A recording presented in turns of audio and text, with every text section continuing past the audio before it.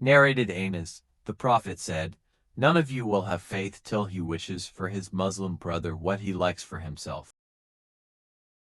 Narrated Abu Huraira, Allah's Apostle said, "By him in whose hands my life is, none of you will have faith till he loves me more than his father and his children." Narrated Anas, the Prophet said, "None of you will have faith till he loves me more than his father, his children, and all mankind." Narrated Anas, the Prophet said, "Whoever possesses the following three qualities will have the sweetness delight of faith. 1. The one to whom Allah and his Apostle becomes dearer than anything else. 2. Who loves a person and he loves him only for Allah's sake. 3. Who hates to revert to atheism disbelief as he hates to be thrown into the fire." Narrated Anas, the Prophet said, "Love for the Ansar is a sign of faith and hatred for the Ansar is a sign of hypocrisy." Narrated Ubadah bin as-Samit, who took part in the Battle of Badr and was a Naqib, a person heading a group of 6 persons. On the night of Al-Aqaba pledge, Allah's Apostle said while a group of his companions were around him, "Swear allegiance to me for 1. Not to join anything in worship along with Allah. 2. Not to steal. 3. Not to commit illegal sexual intercourse. 4. Not to kill your children. 5. Not to accuse an innocent person to spread such an accusation among people. 6. Not to be disobedient when ordered to do good deed." The Prophet added, "Whoever among you fulfills his pledge will be rewarded by Allah, and whoever indulges in any one of them except the ascription of partners to Allah and gets the punishment in this world, that punishment will be an expiation for that sin. And if one indulges in any of them, and Allah conceals his sin, it is up to him to forgive or punish him in the hereafter." Ubadah bin as-Samit added, "So we swore allegiance for these," points to Allah's Apostle.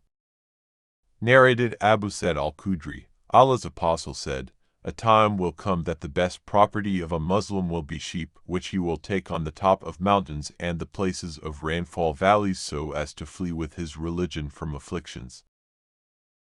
Narrated Aisha, whenever Allah's Apostle ordered the Muslims to do something, he used to order them deeds which were easy for them to do, according to their strength and endurance. They said, "Allah's Apostle, we are not like you. Allah has forgiven your past and future sins." So Allah's Apostle became angry and it was apparent on his face. He said, "I am the most Allah-fearing, and know Allah better than all of you do." Narrated Anas, the Prophet said, "Whoever possesses the following three qualities will taste the sweetness of faith. 1. The one to whom Allah and his Apostle become dearer than anything else. 2. Who loves a person and he loves him only for Allah's sake. 3. Who hates to revert to disbelief atheism after Allah has saved him out from it, as he hates to be thrown in fire." Narrated Abu Sa'id al-Khudri, the Prophet said, "When the people of paradise will enter paradise and the people of hell will go to hell, Allah will order those who have had faith equal to the weight of a grain of mustard seed to be taken out from hell. So they will be taken out, but by then they will be black and charred.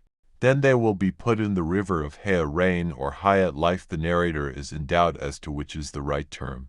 "And they will revive like a grain that grows near the bank of a flood channel. Don't you see that it comes out yellow and twisted?" Narrated Abu Sa'id al-Khudri, Allah's Apostle said, "While I was sleeping I saw in a dream some people wearing shirts of which some were reaching up to the breasts only while others were even shorter than that. Umar bin al-Khattab was shown wearing a shirt that he was dragging. The people asked, 'How did you interpret it? What is its interpretation, O Allah's Apostle?' He, the Prophet, replied, 'It is the religion.'" Narrated Abdullah bin Umar, once Allah's Apostle passed by an Ansari man who was admonishing to his brother regarding Hayya. On that Allah's Apostle said, "Leave him, as Hayya is a part of faith." See Hadith No. 8.